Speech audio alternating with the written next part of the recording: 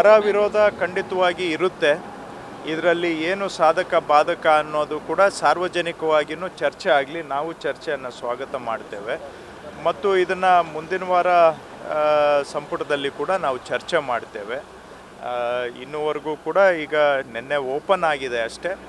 ಅದರಲ್ಲಿ ಏನು ಅಂಶಗಳು ಇದ್ದಾವೆ ಅನ್ನೋದನ್ನು ನಾವು ಕೂಡ ಓದಿ ನೋಡಬೇಕು. ಓದಿ ನಂತರ ಅದನ್ನು ಚರ್ಚೆ ಮಾಡಿ ಕೊನೆಗೆ ತೀರ್ಮಾನ ಮಾಡ್ತಕ್ಕಂತಹದ್ದು. ಒಟ್ಟಾರೆ ನಾವು ಭಾಳ ಜನ ಎಲ್ಲ ವರ್ಗದಲ್ಲಿಯೂ ಕೂಡ, ಅದು ಎಲ್ಲ 1A ಆಗ್ಬೋದು, 2A ಆಗ್ಬೋದು, 2B, 3A, 3B ಅಂದರೆ ಹಿಂದುಳಿದ ವರ್ಗಗಳು, ಅದರಲ್ಲಿ ಒಕ್ಕಲಿಗರು, ಲಿಂಗಾಯತರು ಎಲ್ಲರನ್ನೂ ಸೇರಿಸ್ಕೊಂಡು ಈ ಜಾತಿ ಗಣತಿಯನ್ನೇ ನೋಡಿದಾಗ ಹಿಂದುಳಿದವರ ಸಂಖ್ಯೆ ಭಾಳ ಇದೆ. ಹಾಗಾಗಿ ಈಗ ಹಾಲಿ ಏನು ಹಿಂದುಳಿದವರಿಗೆ ಇರ್ತಕ್ಕಂಥ ಮೀಸಲಾತಿ ಅವರಿಗೆ ನ್ಯಾಯ ಕೊಡೋದಕ್ಕೆ ಆಗ್ತಾ ಇಲ್ಲ. ಹಿಂದುಳಿದವರಿಗೆ ಇರ್ತಕ್ಕಂಥ ಮೀಸಲಾತಿಯನ್ನು 51% ಹೆಚ್ಚಿಸಬೇಕು ಅಂತಲೂ ಶಿಫಾರಸು ಮಾಡಿದ್ದಾರೆ.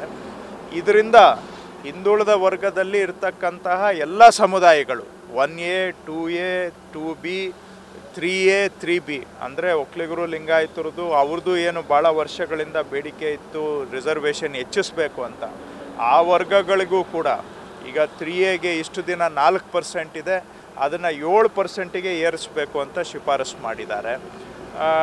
3Bಗೆ ಇಷ್ಟು ದಿನ 5% ಇದೆ, ಅದನ್ನು 8%ಗೆ ಏರಿಸಬೇಕು ಅಂತ ಶಿಫಾರಸು ಮಾಡಿದ್ದಾರೆ. ಹಾಗಾಗಿ ಇದನ್ನು ಆ ದೃಷ್ಟಿಯಿಂದನೂ ನಾವು ನೋಡಬೇಕಾಗುತ್ತೆ.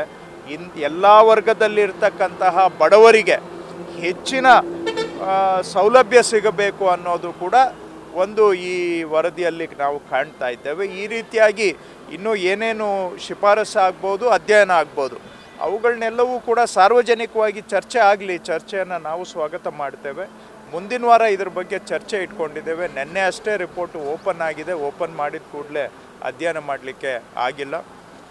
ಈ ವಾರ ಅಧ್ಯಯನ ಮಾಡಿ ಸಾರ್ವಜನಿಕರ ಅಭಿಪ್ರಾಯಗಳನ್ನು ಕೂಡ ತೆಗೆದುಕೊಂಡು ಮುಂದಿನ ವಾರ ನಾವು ಕ್ಯಾಬಿನೆಟ್ನಲ್ಲಿ ಚರ್ಚೆ ಮಾಡ್ತೇವೆ.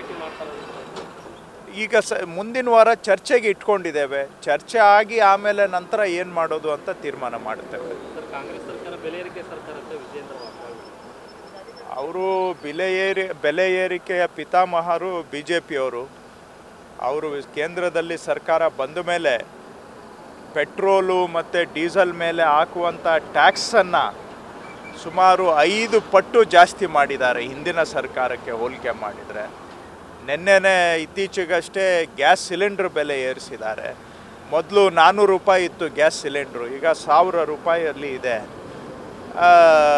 ಪೆಟ್ರೋಲ್ ಮೇಲೆ ಹಿಂದೆ ಟ್ಯಾಕ್ಸು ಸುಮಾರು 9 ರೂಪಾಯಿ ಇದ್ದಿದ್ದು ಇವ್ರ ಕಾಲದಲ್ಲಿ ಈಗ 18-20 ರೂಪಾಯಿ ಆಗಿದೆ. ಡೀಸೆಲ್ ಮೇಲೆ 3.5 ರೂಪಾಯಿ ಇತ್ತು ಹಿಂದೆ ಸರ್ಕಾರದಲ್ಲಿ ಟ್ಯಾಕ್ಸು, ಇವರು ಬಂದು 20 ರೂಪಾಯಿ ಮಾಡಿದ್ದಾರೆ. 5 ಪಟ್ಟು ಏರಿಕೆ ಮಾಡಿದ್ದಾರೆ. ಇವರು ಡೋಂಗಿತನ. ಫಸ್ಟ್ ಇವ್ರು ಏನಾದರೂ ವಿರೋಧ ಮಾಡಬೇಕಾದ್ರೆ ಈ ಕೇಂದ್ರ ಸರ್ಕಾರ ಬಂದ ಮೇಲೆ ಡೀಸೆಲ್ಲು, ಪೆಟ್ರೋಲು, ಬೇಳೆ, ಗ್ಯಾಸು, ಪ್ರತಿಯೊಂದು ಪದಾರ್ಥದ ರೇಟು ಜಾಸ್ತಿ ಆಗಿದೆ. ಅದರ ವಿರುದ್ಧ ಹೋರಾಟ ಮಾಡಲಿ, ಆಮೇಲೆ ಇವರಿಗೆ ಮಾತಾಡೋದಕ್ಕೆ ನೈತಿಕತೆ ಇರ್ತದೆ. ಅದನ್ನು ಬಿಟ್ಬಿಟ್ಟು ಇಲ್ಲಿ ಡೋಂಗಿತನ, ಜನಗಳನ್ನು ಯಾಮಾರಿಸುವಂಥದ್ದನ್ನು ಬಿಟ್ಟು ನಿಜವಾಗಿ ಬೆಲೆ ಏರಿಕೆಗೆ ಕಾರಣಕರ್ತರಾದಂಥ ಕೇಂದ್ರ ಸರ್ಕಾರದ ವಿರುದ್ಧ ಇವರು ಮೊದಲು ಹೋರಾಟ ಮಾಡಿ ಆಮೇಲೆ ಬೇಕಾದರೆ ರಾಜ್ಯ ಸರ್ಕಾರದ ಏನಾದರೂ ಮಾತಾಡಲಿ. ಅದನ್ನು ಬಿಟ್ಟರೆ ಇವ್ರದ್ದು ಡೋಂಗಿ ಹೋರಾಟ ಅಂತ ಹೇಳಬೇಕಾಗುತ್ತೆ.